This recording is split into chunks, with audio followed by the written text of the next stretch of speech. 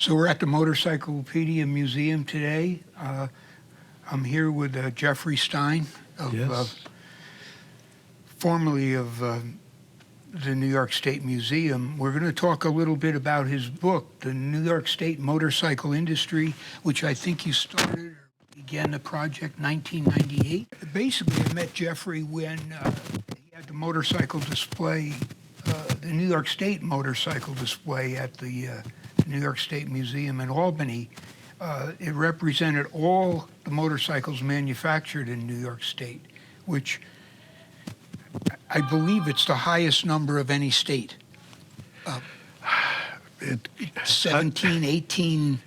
Well, I don't, it's hard to say the best or the most or the, I don't know whether I would. I think even if you discount some of the makers as not being qualified as manufacturers, they're still more than most.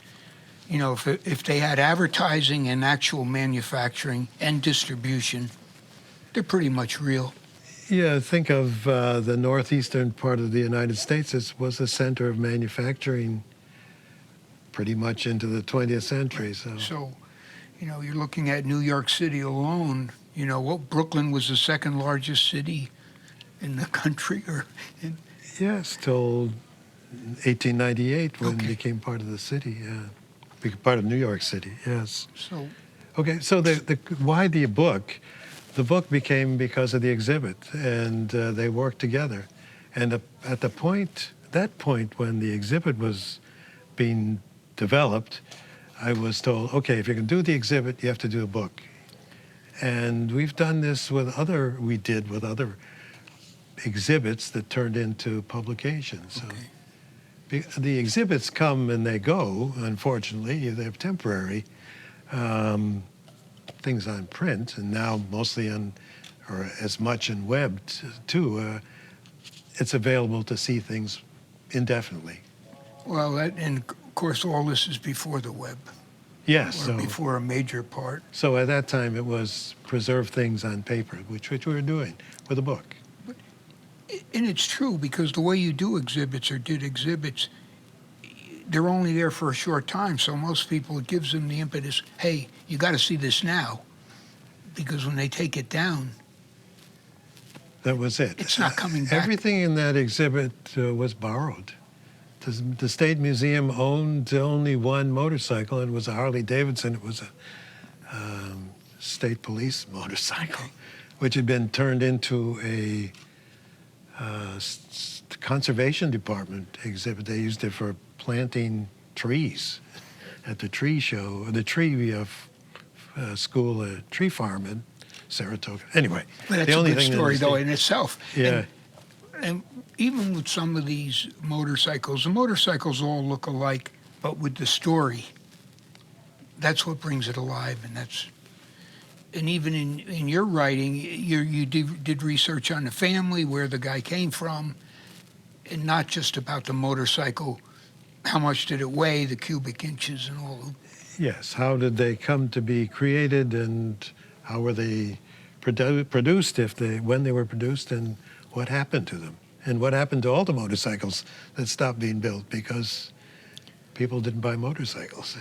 I think that although the technology, I don't know, some of the companies, I don't know how many of them morphed into somebody else. I know in Chicago, that Thor, the one partner thought it would be better to make washing machines.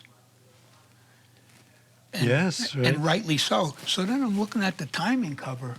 Look at the transmission on a washing machine. It's a little gear case that looks like a motorcycle. And they did die cast, so they had the idea to die cast, but they got heavier they went into the washing machine probably in the early 20s and continued 40s, 50s. I can't think of anybody else. There was a Breeze carburetor company in New Jersey that made a motorcycle, and they made carburetors for motorcycles. So you track them into the 40s. They made stuff for the war, stainless steel tubing. And then to this day, they make stainless steel hose clamps. So here it is. I called the company one day. The people that work there, they think you're crazy. You know, they don't know anything. about 100 years ago. But so that technology, if they have technology within the company, it shows. So I can't think of too many other ones that's in New York. But you look at all those. I don't know if there was any from Elmira. Most of the cities. Buffalo was pretty big in that area. Buffalo and Rochester, Okay. Syracuse, they were manufacturing centers. And New York City just in itself was such a great story. But then if you think about going west from Albany, those Utica, Syracuse, Rochester, Okay, because you had Syracuse. Buffalo were places where I think of the things- Neurocar. Sorry? The Neurocar, which you The did. Neurocar in Syracuse, yes. Okay. And some of that stuff even made it overseas, where they exported. Well, and they moved to Great Britain to manufacture. Oh, okay, and that's they continued building even if they'd stopped in Syracuse, the Okay. Neurocars, yeah. It was more of a scooter. Yeah, so the idea was it was post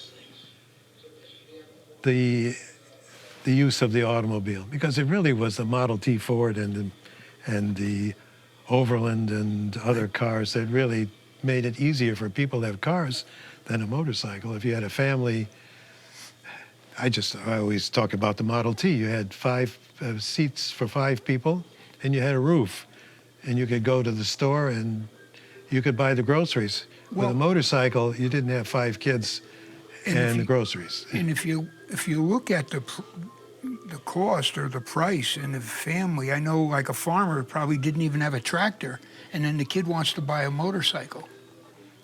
So where are we going with that? So they still got a horse. I know my grandfather, he bought a new wagon in 1912, a Milborn wagon. So I'm thinking they're still thinking about horses because they're in the country on a farm, and you'd still use the horse. Portion of an annual wage. Yes, it was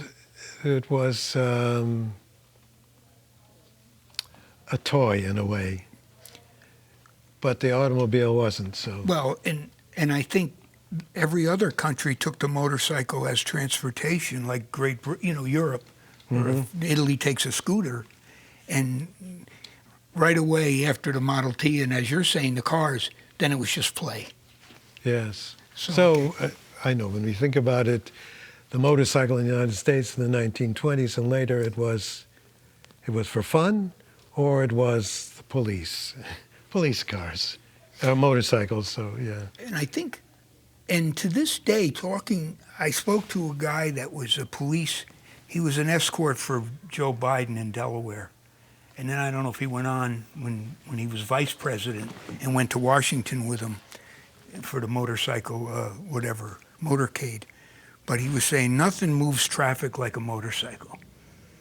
If you want to get somebody out of the way, you get the motorcycle. So, okay, it's probably still true. Although the danger, I think New York State said, the accidents were relatively severe. They are, and I was on the thruway. Well, I was in Pennsylvania the other day, riding motorcycles. It was changing between lanes and freeways. It just makes me so nervous. Right. So, in that respect, with the police, it's still standard vehicles for the police, and in that respect, it'll always be. It's kind of friendly. They had the one police man in Newburgh. He would just go around, stop, talk to kids, talk to people, go to the high school, kind of like an ambassador. Mm-hmm. Sometimes I see the police car with the lights and everything, and it's not that friendly. So, well, that's another story for today, the police. But So you've added some things yeah, about Newburgh. Okay. we put a lot of stuff in there that probably wouldn't be applicable. We did a little bit on the local dealers, which there was a local dealer, now it's a bottled gas company, but he had an Indian dealership, and whatever other ones, Merkel. But by 1925, he knew that was the end of it, and he went into the bottled gas business. Mm-hmm. But so he kept, he's actually still in business.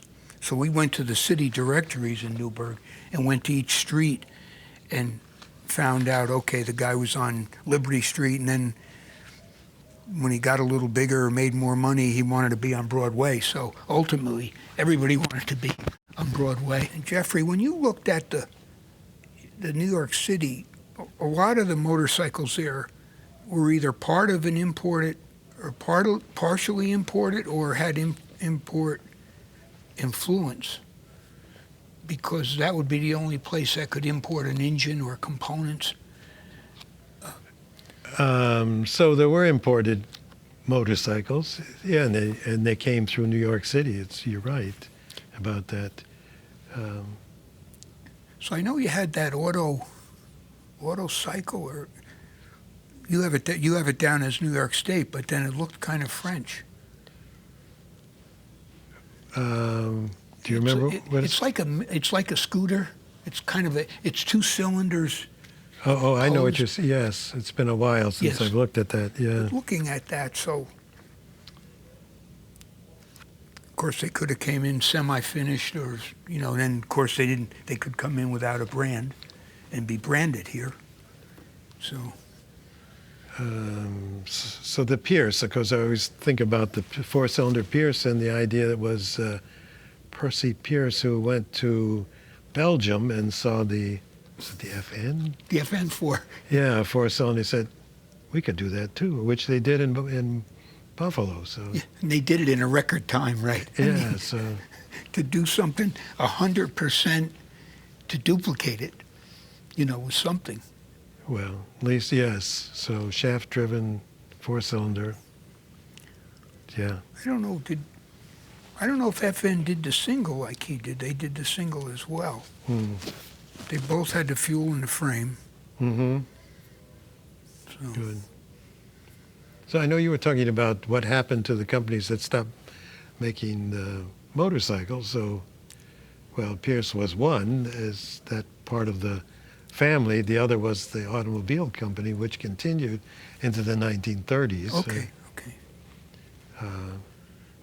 And then Emblem, which gave up on motorcycles but continued to build bicycles. Okay. They started with bicycles, Okay. and so many of these companies like Pierce started with bicycles and then added motorcycles. Yeah, right. So Yeah. if you add the bicycle beginning to the motorcycle, then you'd see, the different branches and what happened, because they already had the tubing in the frame.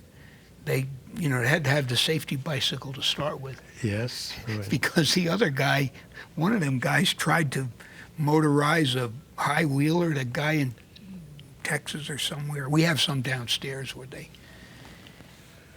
Okay. So I know what you have here. So there more on display, or it's Yes. your We'll take collection? a walk down to the New York State Good. area. Yeah, be good, yes. I'm Geoffrey Stein. I was once employed by the New York State Museum, where, among other things, did an exhibit exhibit of New York State motorcycles, and that created a book, which we have here, and there is the cover for it. So we're talking about 25 years ago now. So some of these things are not quite that clear in my mind, I must say. So I left the State Museum about 2010. I still volunteer there, and it's always been interesting being part of the State Museum. But transportation, one of the things that I dealt with, and motorcycles were an important part of transportation in New York State. The focus is always New York State. So.